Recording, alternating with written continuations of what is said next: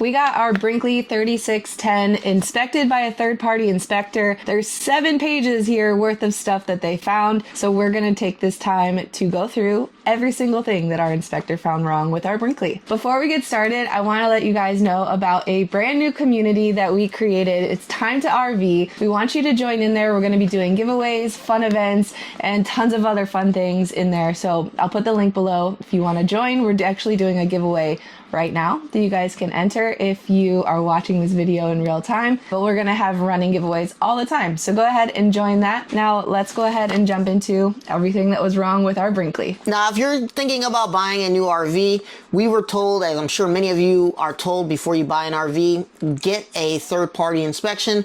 And when you go to the dealer, they're gonna say, hey, we do all the inspection and we have our people look everything over, but we still went with the wisdom and the wise advice of many older RVers who said, hey, make sure you get a third-party inspection. So if this is something that you're considering or wanting to do, or you're just curious about, you know, should we get a third-party inspection, I would absolutely say yes after going through this process, because some of the things that we found on here are things that we were never made aware of by the dealer.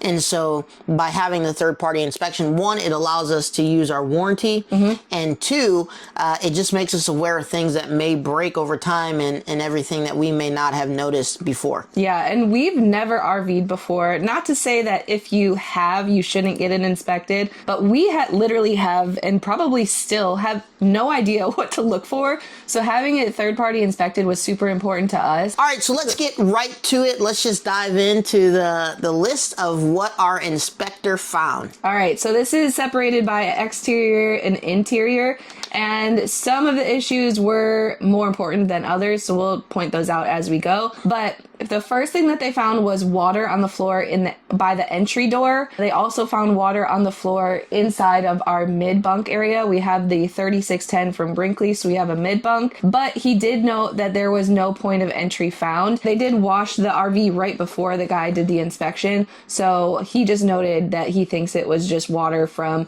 people walking in and out because there was no point of entry found. And we, up until now, haven't had any issues with leaks or anything, water getting in. And we've been through multiple pretty heavy rainstorms, and nothing has gotten in. We always check. Yep. And then the next one is the roof. So do you want to talk about that? Because I've actually never seen it, like the actual piece on the roof that he marked here. Yeah, there's just on the roof rail, actually on this side, there's just a little piece of trim that's hanging down, and that just needs to be put back up. It's a very easy fix. It's not anything that will cause any kind of damage or allow leaks or anything like that to get in. So that's just something that he noted. Once again, you can see that by getting this inspection done, they were looking at everything. Yeah. He has a whole checkoff list for like literally every aspect. So it's something that we're going to have fixed, but not something that, you know, either would cause damage or prevent us from being able to use the RV. Yeah. And then other little things he found, there were some paint on the windows, on one of the rear windows. And then he also noted that one of the rear windows is hard to close. So these are things, obviously, that we can either choose to have Brinkley look at, have a dealer look at, and have it, you know, taken care of under warranty if we want to. These have not been things that have prevented us from getting on the road. And even the thing on the roof, it's not leaking, it's not causing any issues, but that is something that we will probably have looked at by the time our warranty is up in a year. So there's that. Front compartment light bed. I guess the light was on, or bad. Yeah, it was not turning on or something in there. Which I've gone in there and the light just wasn't on. So the light is working fine. I don't know, because on a lot of these lights, especially on the exterior lights, you can change them to either they detect motion or you can have them permanently on. But I've used that light in the front and I've never seen any issues with it. So he noted it. It may have just been, it wasn't something with the power or something like that at the time, but I haven't noticed that light was out. I do want to also mention that we purchased our RV from Bish's. They gave us no issue with having a third-party inspector come. He actually came onto Bish's property. It was after hours, I believe, too. So they were fine with that. They gave him hookups and all of that, so he had everything that he needed to get this inspected. Yeah, they actually prepped it for him to have it inspected. Yes. They filled the tanks and everything. That's right. Before he With the water. came, so that he would be able to do like a thorough inspection. Yeah. Next thing, there is on the outside kitchen, it says there's a scratch on the drawer face. Again, not a huge issue for us.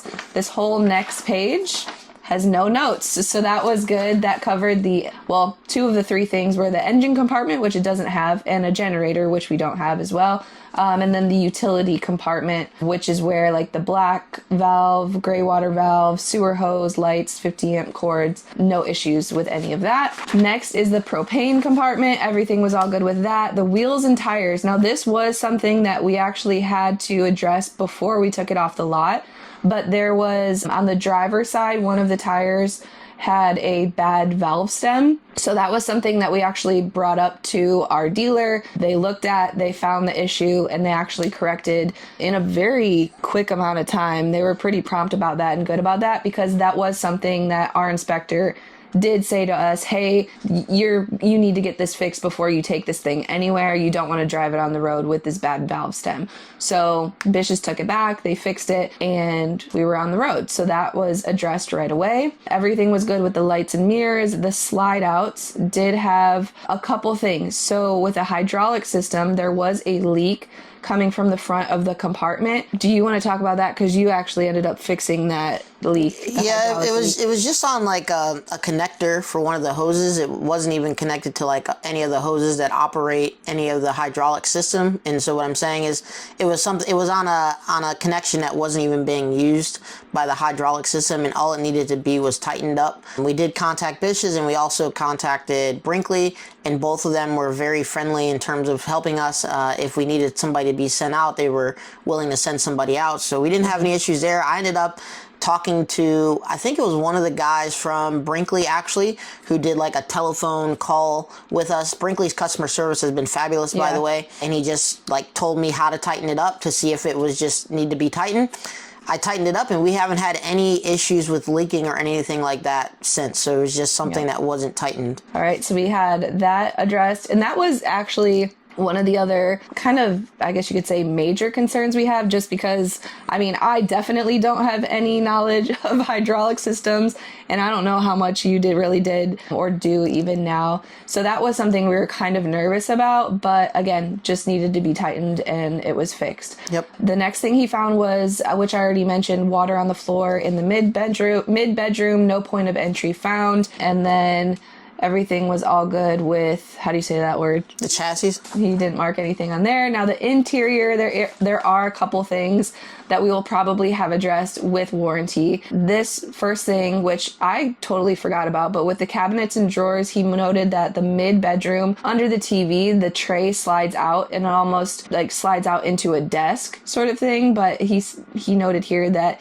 it hits when it's closing, which I haven't really honestly noticed, but we haven't really used it. So that's probably not something that we'll even have looked at. He mentioned there was a misaligned cabinet over the couch, which again, I haven't really noticed much about that. It might be this one though. I wonder if it's this one over the couch that he was mentioning, because one of the screws is coming out of the door hinge there. Okay, so then in the main bedroom, the entry door, so the door that goes into our main bedroom, he said drags hard, hits when closing, and it does. It takes like a good pull on it to actually close it all the way. So it's just like misaligned. It probably needs to be just straightened, and then it'll be fine. But that's probably something that if we don't end up fixing it ourselves or him look at, we'll have the warranty work looked at that. The bedspread was stained, which I wasn't going to use that anyways, so I really didn't care. And the mid-bedroom couch was stained, which you just used like a Folex and just it came right out. So we addressed that. And then on the blinds, shades, curtains portion, he said that there is a rear screen, an issue with the rear screen. Honestly, I can't even read his writing, so I'm not really sure what that is, but I've looked at all the screens like And they all pretty work. closely. Everything works. They all work and they're all intact, no damage to any of the screens at all. So, and one thing I want to note is like whoever your third party inspector is, like they may not always inspect your specific brand of RV. So sometimes when they're inspecting things, you know, they may look and it's new to them, so they may not even really know how to operate it. So that's another thing to kind of consider is that, hey, if you're, you know, dealing with a new brand of RV or a new style of RV, or maybe they've upgraded some of the things in the RV this model year versus last year model year, previous model years, you know, your RV tech may not know how to operate them properly, because I honestly have not seen any issues with any of the screens in terms of opening or closing anything. So I haven't noticed anything, but it's good that he notated it, and that way we can, you know, make sure that if there was an issue that came up later on that, you know, he did notate it. Yeah, he was definitely very thorough. I mean, obviously a lot of these things are just like very minor things that maybe you might care about them. Most of them don't. But again, pretty thorough, and I think he did a great job. The wall coverings, floor coverings, the entertainment, so TV, television controls, remote controls, things like that. Microwave and convection oven, propane stove, and refrigerator had no notes, so everything was all good on that as far as interior goes. The second to last page has the plumbing, water pump, water heater, furnace, lighting and electrical, and alarm, so the CO2, smoke alarm, fire extinguisher, things like that also had no notes, so everything was good on those. And every section, as you can see, has like subsections, so little things or a checklist really for him to check off. And then last but not least was the heat pump, air vents, generator if you have one, inverter, converter, charger from driver's seat if you have a motorhome, leveling and slide outs, and no notes on those as well. So honestly, pretty happy with how this went, but having the third party inspection was honestly just like peace of mind for me, especially with us never camping before, never having an RV before, you know, just taking it on the road. I think it really put our minds at ease, was well worth the money. We got ours third party inspected in Idaho. That's the state where we purchased our RV from. So prices may vary from location to location, but I think it was what, $500, $400? It was $500. $500, and it took him maybe 3 hours. Yeah. He had it was him and another guy. Usually inspectors will do it by themselves. I think it takes 4 to 6 hours. But he had another guy, so I think it took them like 2.5, 3 hours. The other thing I want to note is we bought a brand new 2025, so we bought it in November 2024. 2025, no one had been this wasn't sitting on a lot. It came literally from the Brinkley dealer in Indiana to the Idaho location where we were gonna pick it up. And so no one had even been in it or anything like that. It wasn't sitting on a lot with the slides out for months or anything like that. So everybody's inspection is gonna be different, you know, depending on if you're buying new, if you're buying used, you know, how long your unit has been sitting on the lot. You know, so everything is going to be a factor. And like the thing about RVs is like, you know, we really did our research in looking up Brinkley, but you know, each RV is just its own house essentially. So you could, you know, one person could have a really great experience with Brinkley, like we've had a really great experience with Brinkley, and someone else literally, somebody else could literally go buy the same exact model and year and everything like that and have a completely different experience. That's why it's so important to get these third-party inspections, because you got to think somebody is driving this unit, you know, especially if you're on the West Coast, because a lot of these manufacturers are on Indiana, Midwest, and pretty much Indiana, wherever that lies in the country. Midwest. You know, so they're driving it to the dealership that you're going to be purchasing it from, and some of them don't care, right? I mean, they're just doing it for a job to take it from point A to point B, and so they may be rough, you know, they may be hitting every pothole and bump because at the end of the day, it's not their unit. So I definitely recommend getting a third-party inspection just to make sure that, hey, you're not going to be leaving a lot with something that has going to have damage, or you know, you're not going to be putting your family in an unsafe situation. So again, definitely worth it, even just for the peace of mind. And he did find a couple issues, nothing too major, thank goodness, because we were planning on hitting the road the day or a couple days after that. So we were lucky enough where he didn't find too many major issues. The one major issue they did get fixed, and that was great. Customer service from Bish's was also great. And he who inspected it, I was trying to find his business name, which if I find it, I'll put it underneath here. If you guys are in Idaho ever and need a RV inspection, we have a couple things we'll get worked out with warranty with Brinkley, and that'll be it. So there you have it. There is everything that our third-party inspector found on our Brinkley 3610. So hopefully you guys enjoyed this. It was helpful for you. If it was, go ahead and subscribe to our channel. Follow along our journey of full-time living in our Brinkley 3610, and we will see you guys in the next video. Join that group too that I mentioned in the beginning of the video. If you're still here, we're doing a giveaway right now, so go ahead and join the group below as well. But we will see you guys in the next video.